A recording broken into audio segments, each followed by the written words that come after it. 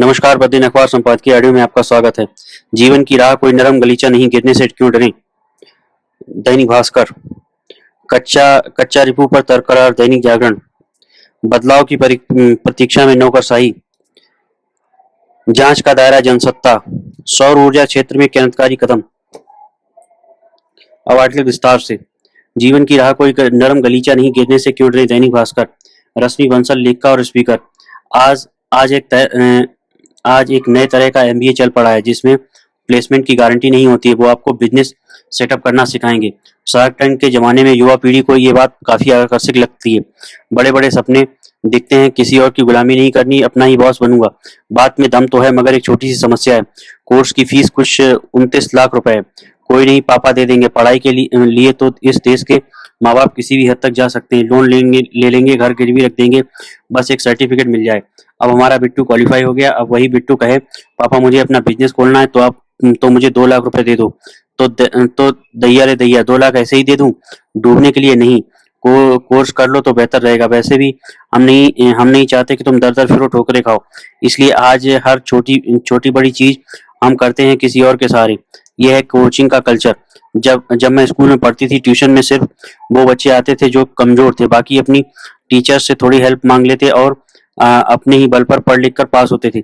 सबसे पहले entrance exam की कोचिंग शुरू, उसके बाद बोर्ड एग्जाम के लिए। अब तो केजी से पीजी तक हर विद्यार्थी एक ट्यूशन क्लास से दूसरी में भाग रहा है। स्कूल के बाद खेलने कूदने का समय ही नहीं है। अगर खेलना भी हो तो भाई वहां भी कोचिंग तो जरूरी है। बचपन में मुझे स्केटिंग का खूब शौक था। खूब जिद करी तो मम्मी पापा ने स्केट्स दिलवा दिए। पहनकर जब पहली बार पैर रखा तो पहुंची सीधी जमीन पर, लेकिन 10-15 दिन में बैलेंस बनाना सीख लिया और फिर जो स्पीड से मैंने स्केटिंग की, सब हैरान। आज देख रही हूँ कि स्केटिंग के लिए बच्चों की कोचिंग होती है, वो हेलमेट भी पहनते हैं। घुटने के पैड भी, गिरेंगे तो चोट नहीं लगेगी। फिसलेंगे तो कोई संभाल लेगा। लेकिन गिरने फिसलने से इतना डर क्यों? अगर मखमली कारपेट पर स्केटिंग करना मुश्किल होता तो शायद माँ बाप को भी और भी सुकून मिलता। लेकिन जीवन की राह एक नरम गलीचा नहीं, वहाँ पत्थर भी मिलते हैं, गड्ढे भी। बिना चप्पल भी इस राह पर कभी चलना पड़ेगा। कांटे घुसेंगे, दर्द सहना पड़ेगा। जिसने डिजाइनर जूतों में चलना सीखा रुक जाएगा जब जब तक उसका हाथ पकड़ने वाला कोई नहीं आएगा। स्केटिंग हो या बिजनेस, फॉर्मूला सिंपल है। कुछ करो, गिरो, पढ़ो, उठो। कुछ करो, गिरो, पढ़ो, उठो। ऐसा करते करते आपको सीख मिल जाएगी। कुछ लॉस भी होगा पर अकल आएगी। कस्टमर को कैसे पटाना है, कम पैसे में कहाँ से मटेरियल लाना है, खाता कैसे लिखा जाता है, किसमें फायदा किसमें घाटा है। महाभारत में पांडवों कौरवों ने द्रोणाचार्य से धनुर्विद्या सीखी। एकलव्य ने द्रोणाचार्य को गुरु माना और मिट्टी से उनकी प्रतिमा बनाई। उस प्रतिमा के सामने एकलव्य ने श्रद्धा भक्ति से अभ्यास किया और कहा जाता है कि उसकी तीरंदाजी से अर्जुन भी चकित हो गया। कहने का मतलब यह है कि जो महंगे कोर्स की फीस न दे सके उसे निराश नहीं होना चाहिए। आज मिट्टी की प्रतिमा नहीं, सिर्फ इंटरनेट कनेक्शन की जरूरत है। हर फील्ड की जानकारी वहां है, उसे अंदर खींचकर बस अभ्यास कीजिए। आपकी स्क्रिप्ट कौन लिख रहा है, इसमें दम है या बोर लग रहा है, कहानी में ट्विस्ट लाना है तो कौन रोक रहा है, शायद अंदर का डर टोक रहा है। लेकिन प्रकृति का एक उसूल है, स्थिर रहना तो भूल है। आप चुपचाप खड़े होंगे पर धरती हिलेगी। ओले पड़ेंगे, गिरकर उठना तो जरूरी है, नहीं तो लाइफ अधूरी है। परम वीर है वह इंसान जिसके मुंह पर है मुस्कान, गिरकर उठना उसकी शान। धन्यवाद। कच्चा तिबू पर तकरार दैनिक जागरण। चुनाव के समय कब कोई नया मुद्दा उठ जाए या किसी पुराने मुद्दे को नए सिरे धार दे दी जाए, इसका ठिकाना नहीं होता। कच्चा तिबू का मुद्दा ऐसा ही है। भाजपा इस मुद्दे पर इसलिए आक्रामक है क्योंकि तमिलनाडु में सत्तारूढ़ द्रमुक जब तक यह मांग करती रही है कि एक समझौते के तहत श्रीलंका को सौंपे गए इस द्वीप से वापस लिया जाए। श्रीलंका को सौंपे गए इस द्वीप को वापस लिया जाए और वह इस मांग को लेकर मोदी सरकार पर दबाव भी बनाती रही। लेकिन सूचना अधिकार कानून से मिली इस जानकारी ने उसे निरुत्तर सा कर दिया है कि प्रधानमंत्री इंदिरा गांधी ने जब उस द्वीप को श्रीलंका को देने का समझौता किया था तो उस समय तमिलनाडु में सत्तारूढ़ द्रमुक भी इसके पक्ष में थी। भाजपा ने इस तथ्य को सामने रखकर जो सवाल उठाए हैं उनका जवाब न तो द्रमुक को देते बन रहा है और न ही कांग्रेस को। जहां द्रमुक के पास केवल यही करने को है कि आखिर भाजपा को अब यह मसला क्यों याद आ रहा है, वहीं कांग्रेस कच्चा-तिबू समझौते पर कुछ कहने के स्थान पर यह आरोप उछाल रही है कि मोदी सरकार ने भी तो बांग्लादेश को कुछ इलाके दे दिए थे। वह यह भूल रही है कि बांग्लादेश को कुछ इलाके दिए गए थे तो कुछ उनसे लिए भी गए थे। कच्चा-तिबू को श्रीलंका को सौंपने से तो भारत घाटे में ही रहा। यह ठीक है कि कच्चा-तिबू को श्रीलंका को सौंपने के दशकों पुराने समझौतों को आसानी से तोड़ा नहीं जा सकता, लेकिन इसकी तह तक तो जाना ही चाहिए कि आखिर इस द्वीप को श्रीलंका को देने के बदले भारत को हासिल क्या हुआ। इस समझौते के चलते तमिलनाडु के मछुआरों को खासी परेशानी का सामना करना पड़ रहा है, क्योंकि पहले उन्हें इस द्वीप तक जाने और वहां अपने जाल सुखाने की सुविधा थी। समझौते के बाद भारतीय मछुआरों ने न केवल ये अधिकार छीन लिया, बल्कि श्रीलंका की नौसेना को उन्हें तंग करने और गिरफ्तार करने का अधिकार मिल गया।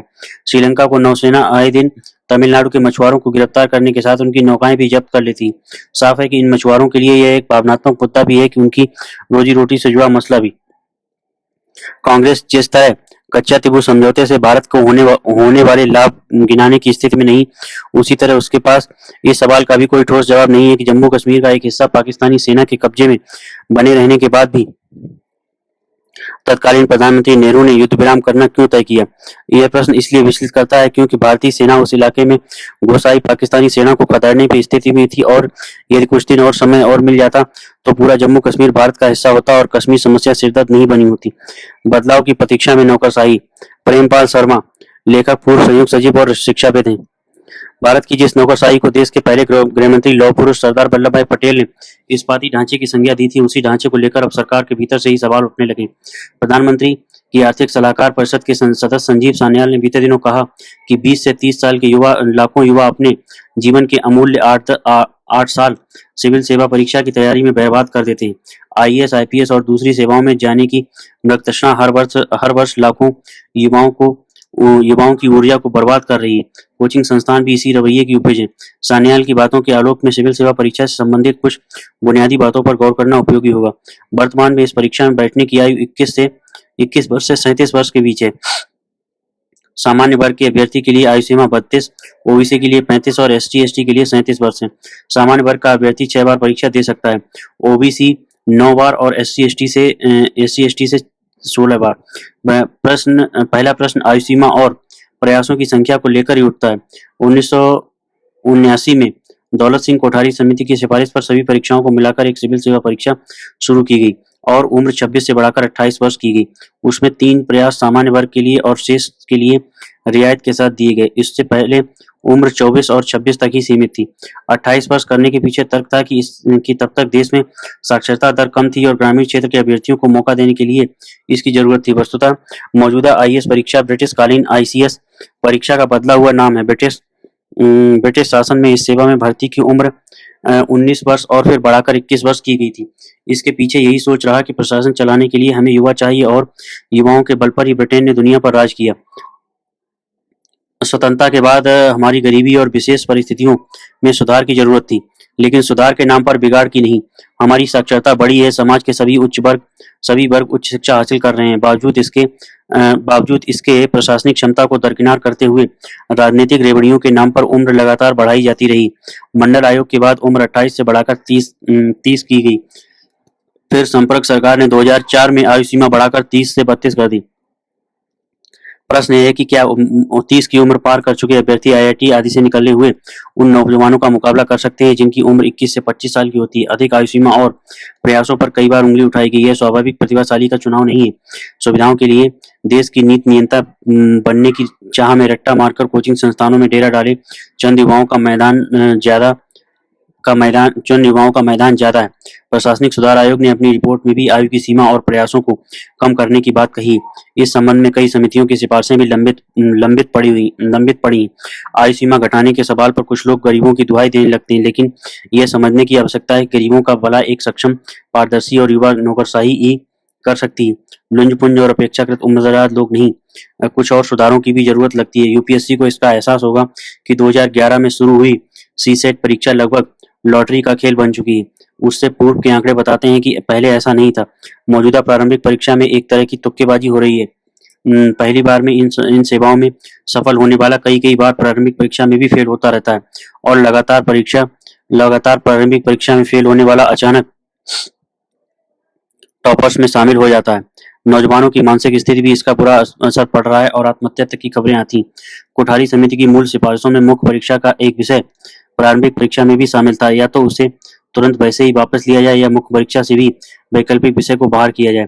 2000 में प्रोफेसर अलग कमेटी ने कानून और लोक प्रशासन जैसे विषय जोड़े जाने की बात कही थी, जिनकी जरूरत हर नौकरशाह को अपने पूरे कार्यकाल में रहती। ट्रेनिंग के दौरान इन विषयों को फिर से पढ़ने की जरूरत भी नहीं रहेगी। पिछले 10 वर्षों में इस सुझाव को भी पूरी तरह लागू नहीं किया गया कि जो भी अभ्यर्थी मुख्य परीक्षा पास करके साक्षात्कार देते हैं, उनकी योग्यता के अनुसार उन्हें राज्य स्तर और दूसरे संस्थान मौका दें। आखिर लाखों उम्मीदवारों में से यूपीएससी जैसे संस्थान से इस स्तर तक पहुंचे हुए नौजवानों में कुछ तो योग्यता होगी। उन्हें ऐसा अवसर न मिलने पर वे शहर दर शहर दूसरी परीक्षा में बैठते रहेंगे और कोचिंग संस्थान भी कुकुरमुत्ते की तरह बढ़ते रहेंगे। सरकार और यूपीएससी को इसका एहसास होना चाहिए कि फिलहाल देश की सर्वश्रेष्ठ प्रतिभाओं की पहली प्राथमिकता यूपीएससी नहीं। 21वीं सदी के अनुकूल उनकी योग्यता का फायदा इंग्लैंड, अमेरिका से लेकर पूरी दुनिया उठा रही है, लेकिन हम उन्हें सही अवसर देने में असफल रहे हैं। दुनिया भर के विश्वविद्यालयों की तरफ भागते छात्रों की भीड़ और दुनिया की दिग्गज बहुराष्ट्रीय कंपनियों के शीर्ष पर आसीन भारतीय नौजवान इसका प्रमाण है। आत्मनिर्भर भारत के लिए सुधार के कदम उठाने की जरूरत है, केंद्र के स्तर पर भी और राज्य के प्रशासनिक स्तर पर भी। संजीव सान्याल का सुझाव सही है और उचित होगा कि आम चुनाव के बाद नई सरकार स्टील फ्रेम में लगी हुई जंग को सबसे पहले ठीक करे। भारतीय प्रशासनिक सेवा की रीढ़ कही जाने वाली नौकरशाही को ठीक किए बिना अमृत काल में विकसित भारत का सपना साकार होना मुश्किल है। मोदी सरकार ने आजादी के बाद के उलझे हुए कई मसलों को सुलझाने में अपनी मजबूत इच्छा शक्ति दिखाई है। अब समय आ गया है कि नौकरशाही में भी आमूलचूल बदलाव किया जाए। जांच का दायरा जनसत्ता। पिछले कुछ वर्षों से केंद्रीय जांच एजेंसियों की कार्यप्रणाली लगातार प्रश्नांकित होती रही है। कई मौकों पर अदालतें भी उनकी जिम्मेदारी और जवाबदेही याद दिला चुकी। उसी क्रम में सुप्रीम कोर्ट ने प्रधान न्यायाधीश ने भी कहा कि जांच एजेंसियों को उन अपराधों पर ध्यान केंद्रित करना चाहिए जो देश की सुरक्षा, आर्थिक स्थिति और लोक व्यवस्था के लिए असल में खतरा पैदा करते हों।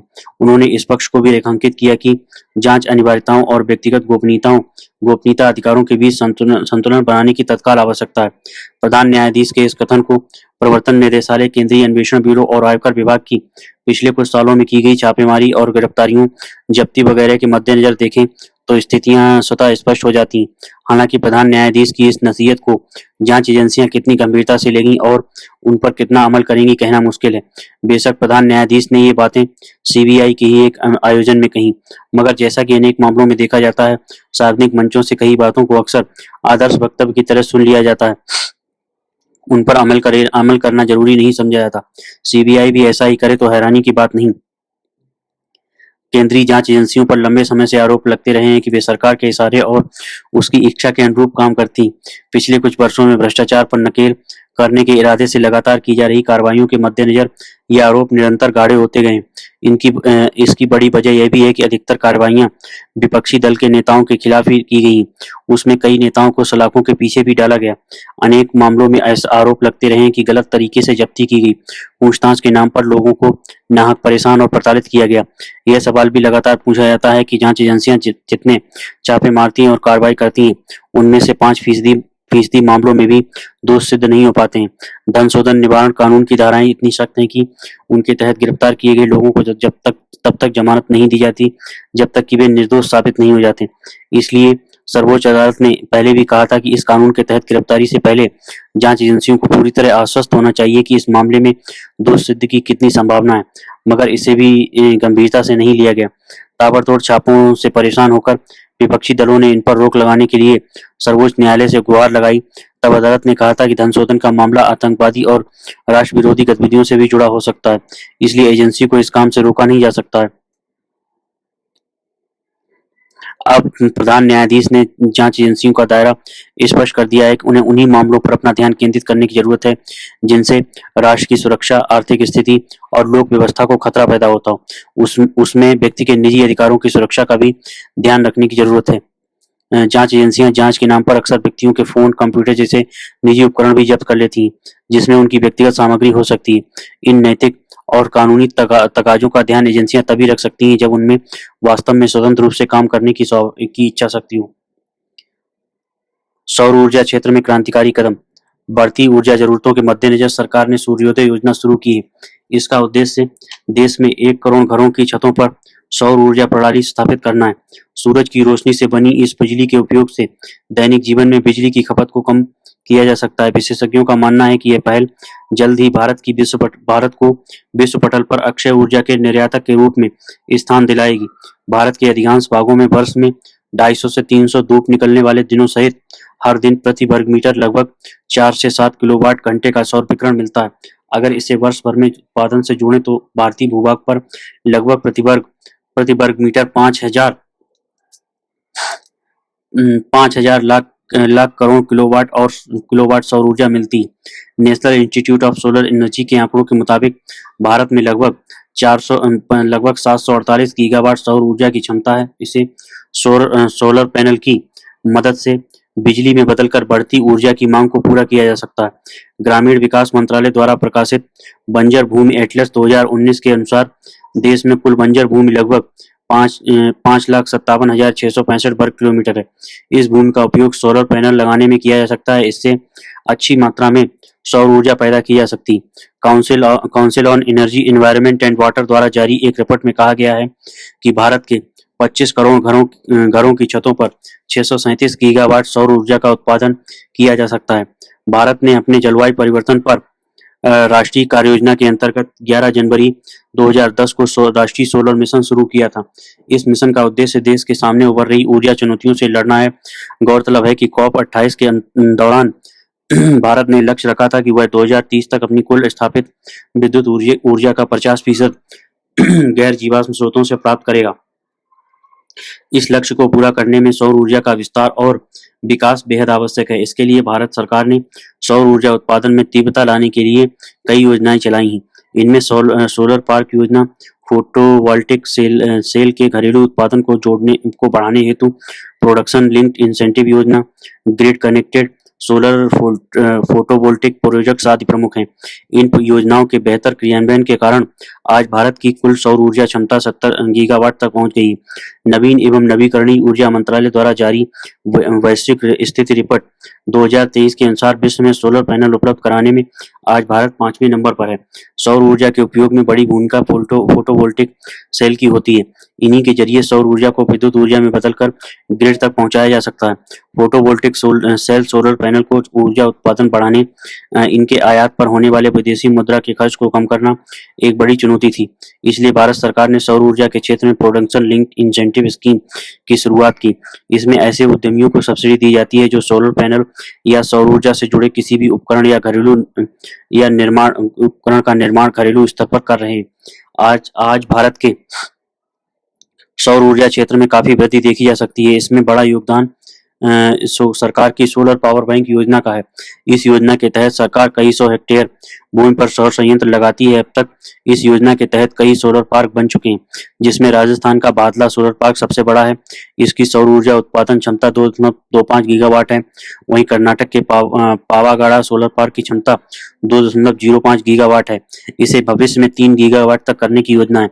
नवीन और नवीकरणीय ऊर्जा मंत्रालय की वर्षांत समीक्षा 2022 के अनुसार जनवरी से अक्टूबर 2022 के दौरान विभिन्न सौर पार्कों में 832 मेगावाट क्षमता की सौर परियोजनाएं चालू की गई। 17 पार्कों में 10 गीगावाट से अधिक की कुल क्षमता वाली सौर ऊर्जा परियोजनाएं पहले ही शुरू की जा चुकी। इन योजनाओं और नीतियों का परिणाम है कि वर्ष 2022 में गुजरात का मोढेरा भारत का पहला सोलर ग्राम बना। सितंबर 2023 में मध्य प्रदेश का सांची देश का पहला सोलर नगर बन गया।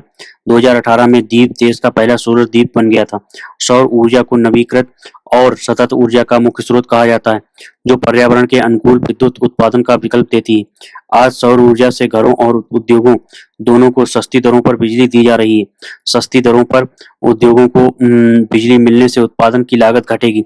अंतर्राष्ट्रीय ऊर्जा एजेंसी के 2021 के आंकड़ों के मुताबिक सन 2000 से भारत में ऊर्जा का उपभोग दोगुनी तेजी से बढ़ रहा है। लगभग 2 दशक में 90 करोड़ नागरिकों को बिजली का कनेक्शन मिल चुका है, जो भविष्य में भारत की ऊर्जा मांग को हर साल 5 से 6% बढ़ा रहा है। गौरतलब है कि भारत की 80% ऊर्जा की जरूरत 3 महत्वपूर्ण ईंधनों कोयला, तेल और ठोस बायोमास से पूरी होती है। ऊर्जा के लिए जीवाश्म ईंधन पर निर्भरता लगातार भारत के विदेशी मुद्रा कोष को खाली करती जा रही है। ऐसे में सौर ऊर्जा का विकास और वृद्धि ही भारत के विदेशी मुद्रा कोष को खाली होने से रोक पाएगी। सौर ऊर्जा निस्संदेह बहुउद्देशीय उपयोग वाली अक्षय ऊर्जा है। सौर ऊर्जा निस्संदेह बहुउद्देश्य उपयोग वाली अक्षय ऊर्जा है, लेकिन अभी इसके विकास में अनेक चुनौतियां सामने आ रही हैं और सौर ऊर्जा के लिए सोलर पैनल की जरूरत होती है। पिछले वर्ष देखा गया है कि भारत के solar power developers solar cell को China, Cambodia, Malaysia, Thailand, Vietnam से आयात कर रहे हैं। जनवरी से अगस्त 2022 में लगभग 2.5 अरब रुपए के सोलर सेल हमने विदेशों से आयात किए हैं। भारतीय सोलर पावर डेवलपर्स का तर्क है कि हमारे देश में बने सोलर सेल महंगे और कम दक्षता वाले हैं, इसलिए हमें ये आयात करने पड़ते हैं। दरअसल भारत में बने सोलर सेल अन्य देशों की तुलना में महंगे हैं, क्योंकि सोलर सेल में इस्तेमाल होने वाले सिलिकॉन वेफर सेमीकंडक्टर से बनते हैं, जिनका भारत में काफी अभाव है। सौर ऊर्जा विशेषज्ञों का मानना है कि भारत में सौर उद्योगों की वृद्धि नए रोजगारों का सृजन करेगा। इससे अर्थव्यवस्था को बढ़ावा मिलेगा। अगर भारत में सौर ऊर्जा का इस्तेमाल बढ़ाया जा सकेगा तो इससे जीडीपी दर भी बढ़ेगी। सौर ऊर्जा का इस्तेमाल बिजली उत्पादन, तापन और प्रकाश तीनों के लिए हो सकता है। भारत में दूर दराज के क्षेत्रों तक बिजली पहुंचाने के लिए इन क्षेत्रों में ग्रिड स्थापित करनी होगी, जिसकी लागत बहुत अधिक होती है। इन क्षेत्रों में सौर संयंत्र स्थापित करने से यह खर्च कम किया जा सकता है, जिससे गांवों को भी सस्ती दरों पर बिजली मिल सकेगी। धन्यवाद।